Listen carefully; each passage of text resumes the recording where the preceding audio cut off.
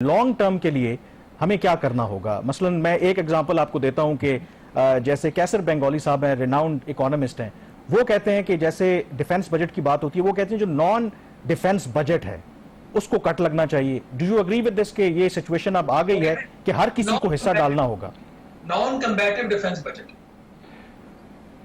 جی میں نے ڈان اخبار میں ایک آرٹیکل لکھا ہے جس میں نے 6 چیزیں لکھی ہیں کہ 6 چیزیں ہمیں کرنی ہیں لانگ ٹرم کے اندر. ایک تو جس کے اندر ایک ہے کہ live within our means کے بجٹ ڈیفیسٹ کو گروتھ ریٹ سے کم کریں، کرنٹ اکاؤنٹ ڈیفیسٹ کو اپروکسیمیٹلی بیلنس کریں، تعلیم بچوں کو دیں اس کے لیے، اور لوکل گورنمنٹس کو امپاور کریں، صوبے کی گورنمنٹس کو کس سے پاور لے کر لوکل گورنمنٹس کو دیں، زراعت کے اندر وہ ترقی لائیں. 2 نمبرز آپ یاد رکھیے جو آپ کو لانے ضروری ہیں.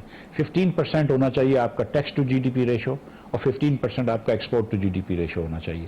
جتنا بڑا پاکستان ملک ہے اور جتنا کمپلیکیٹڈ ملک ہے، جب تک یہ 2 نمبر نہیں ہوں گے، 15% tax to G D P اور 15% export to G D P, آپ بار بار آئی ایم ایف کے پاس جاتے رہیں گے. کبھی آپ 1 سال ڈیفالٹ سے دور ہوں گے، کبھی 1 مہینہ ڈیفالٹ سے دور ہوں گے، لیکن آپ اسی کشمکش میں رہیں گے. اور یہ کوئی نئی کشمکش نہیں ہے، ہمیشہ ہم کو آئی ایم ایف پہ جانا پڑتا ہے. تو آپ نے یہ، اگر آپ نے جس کو کہتے ہیں نا خود انحصاری کرنی ہے، خود کفالت کرنی ہے، خودداری اگر آپ میں چاہیے، اگر آپ نے وہ جھولیاں نہیں پھیلانی ہے، تو 2 نمبر ضروری ہیں: 15% tax to G D P, 15% export G D P.